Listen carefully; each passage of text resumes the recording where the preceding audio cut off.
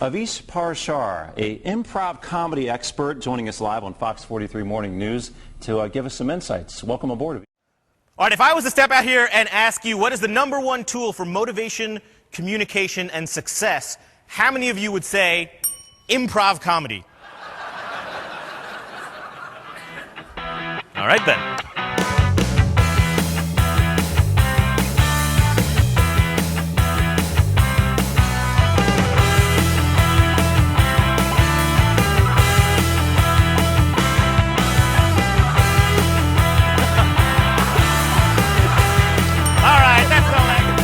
Wish you guys volunteered. Take about 30 seconds, get started, and I'll tell you when to switch. And go! Do the people around you sometimes do inexplicable and seemingly idiotic things? Of course they do. It's because the universe is like a giant improviser. And just when you think you've got it all figured out, he comes along and ding, throws you a curveball. Ding! Once upon a time, there was a boy who lived on a farm, and he lived in a castle. He lived in a swamp, and fabulous job as a lawyer. He used to go into court and argue the most interesting cases. He used to argue the most boring cases. The boy went into his record collection, into his CD collection, into his DVD collection. Well, yes, that's all I did, but I happened to do it while riding a scooter over an old woman. And I happened to do it while walking my dog, who went on to attack a police officer and eat him. And I did it while I was flying a UFO, because I'm actually an alien from another planet. And took the boy and threw him into a tree. Threw him into the middle of oncoming traffic. And, all right, I'm going to stop there. Ding happens. What separates the winners from the people who fall by the wayside are how you deal with the dings of life as they come up. She.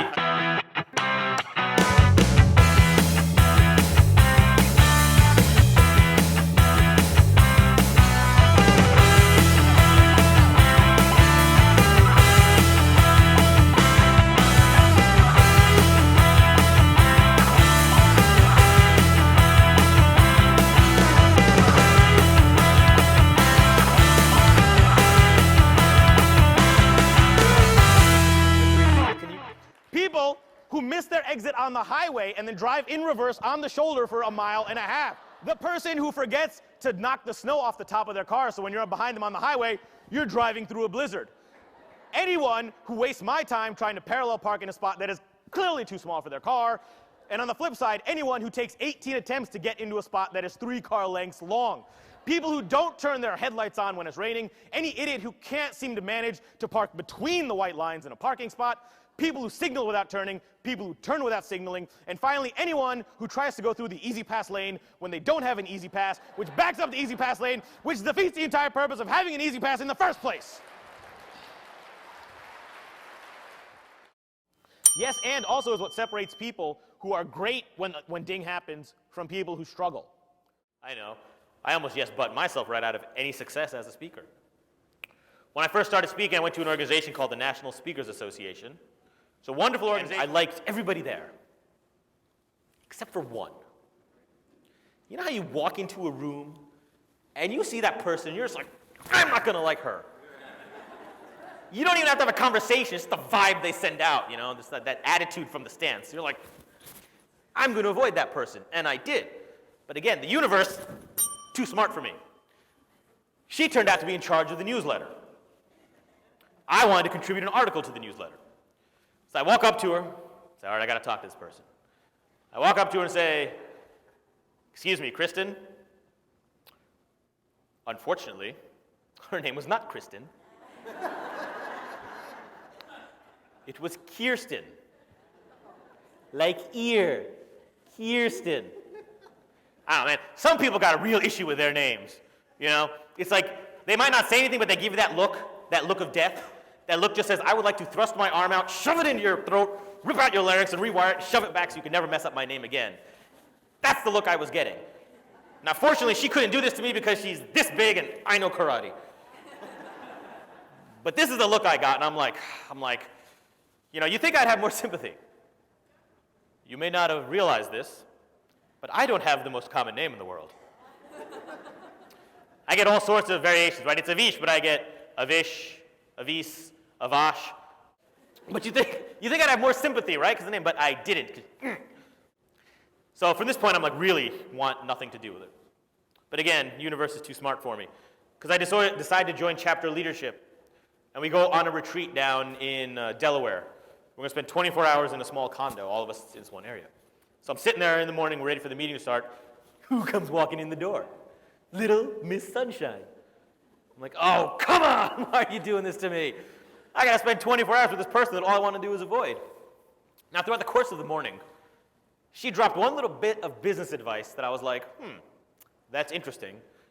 I think that might work for my business, but I need more information about it. Which means I had to go talk to her. So at one of the breaks, she's standing in like a kitchen area, and I'm sitting there looking at it, and the yes buts start running through my head. Yeah, but I don't like her. Yeah, but what if she gives me good advice and then I'm in her debt? Yes, but what if she bites me? Now that seems like an odd fear, but you have to understand, in my mind, she was like a little yappy dog. You know those little yappy dogs that always go starting fights with bigger dogs? It's like they're this big, but they think they're huge, right? Little body, big voice, lots of attitude. That's what she was like to me. Little, red-headed, yappy dog. Didn't want to go talk to her. But then I said, hey, let's not be hypocritical. You stand in front of a stage and tell hundreds of people to say yes and. It's time to start walking your own talk, which I think many of us can do, remind ourselves from time to time. So I say, all right, instead of saying yes but, yes and, what if she gives me a good piece of advice that helps my business?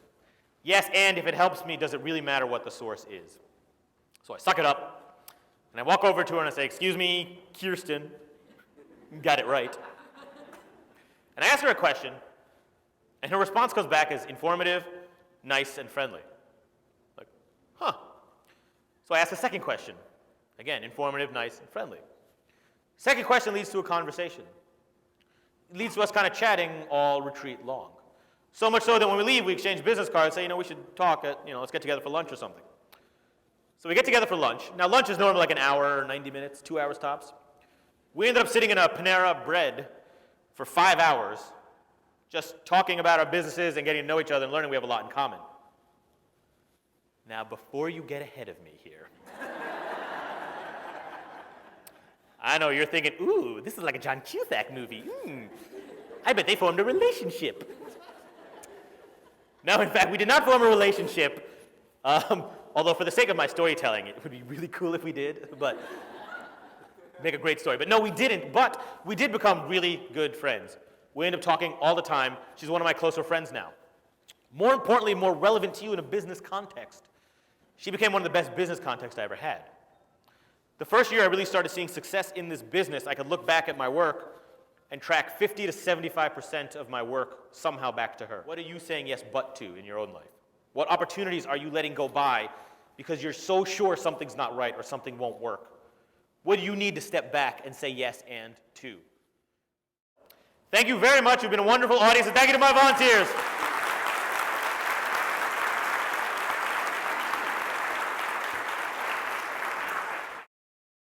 You have to be careful because ding happens.